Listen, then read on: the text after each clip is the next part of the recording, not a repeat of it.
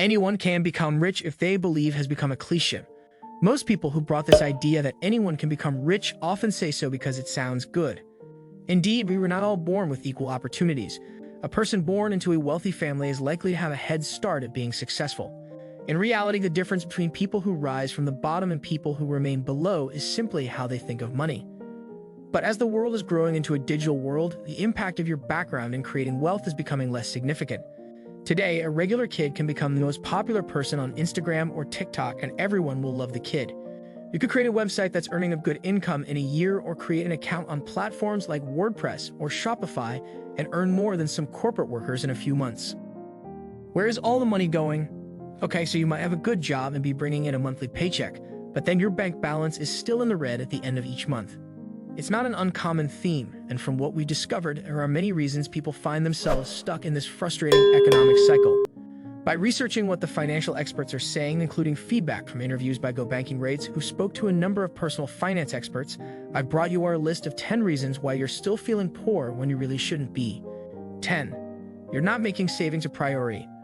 Whether you're saving for a house, for that new car, or simply for your retirement, you will never reach your goal unless you make savings a priority. Many people think that putting small amounts away will never really add up, but it does. And when it comes to savings, putting that little bit away each paycheck will eventually become the larger amount you planned on. Personal finance expert Philip Taylor of PT Money tells us that when you get paid, make sure you are saving those first few dollars for your future. Do it automatically each pay period, and you're more likely to stick with it. You get ahead financially by making savings a priority. 9. You want that brand new car.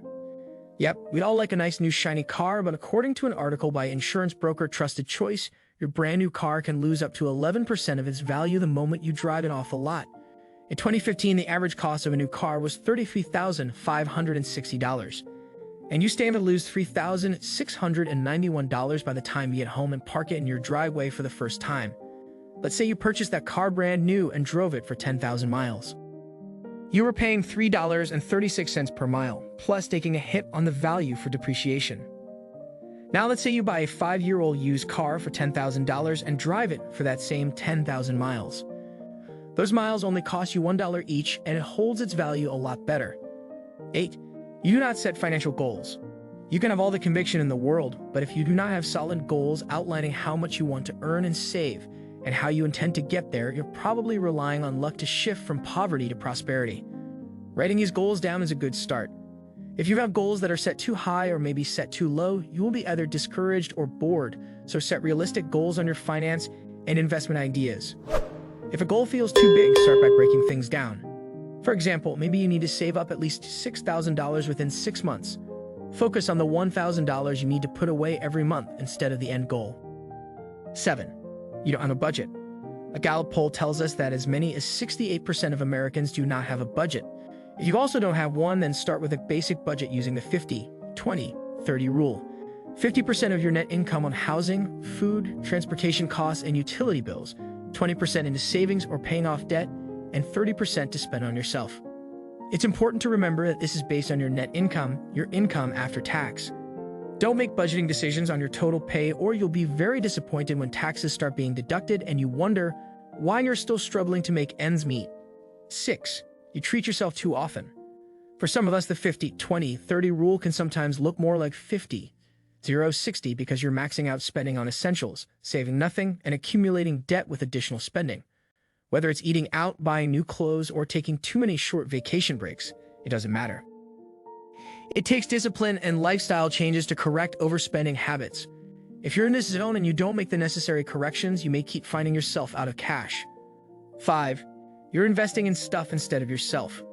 Julie Rains, a personal finance writer and founder of Investing to Thrive, says that economic disadvantages play a big part in why some people are poor, but that's not the only thing holding people back. 4. You're ignoring those big debts. Avoiding bills creates a bigger debt. It's obvious, right? But when debt is accumulating, it's easy to become anxious and continue to ignore the issue. Failing to manage your debts only makes them worse, according to Robert Farrington, founder of The College Investor. A lot of young adults are burdened by student loans and other debt, yet they don't realize there are a lot of options out there for them. For example, for student loans, there are tons of programs that can help with lower payments and even forgiveness. But you have to take positive action and seek out these programs. 3. You feel powerless to fix things. When the debts are piling up and you are in the middle of financial hardship, it can make you feel powerless to do anything to change it. But giving into those feelings will only hurt you, said AJ Smith, Vice President of Content Strategy and Managing Editor of SmartAsset. By getting accurate, unbiased knowledge and advice, people can feel empowered and confident in their personal finance decisions. 2. You prioritize today's happiness over tomorrow's financial freedom. According to Luke Lanz, a speaker and personal finance writer at Consumerism Commentary, people who should be in good financial shape may not be, often because the decisions they make aren't aligned with their future financial needs. Making conscious decisions that require some thought about the future isn't as satisfying at the moment as choosing something that they perceived to have an immediate positive effect on happiness. So if you want to have a decent bank balance, it's time to look at the long-term picture, not simply splash out and enjoy today. There's nothing set aside for that rainy day. We've all heard the expression, something saved for a rainy day, but how many of us have that something extra tucked away in our bank account? Jeff Rose, the founder of GoodFinancialSense.com, listed his top 4 biggest ways people hurt themselves financially. They were not knowing how much debt they really have and how much interest they are paying. 2. Not having nearly enough cash savings in an emergency fund. 3. Not recognizing they need to save for retirement. And 4. Being oblivious to what's going on with their credit history. So if it is applicable to your goals, for some of you watching this, you may not actually want to be entrepreneurs. I know some of you watching this, you work in great jobs and having a social media presence and creating online doesn't really, contribute to you. Working up to the company and eventually becoming, let's say, the CEO or the CMO at your company. So if that's the case, delete all of these stupid apps off your phone, delete Instagram, delete TikTok. They have zero use to, but if it's applicable to what you want to do in life, then start creating.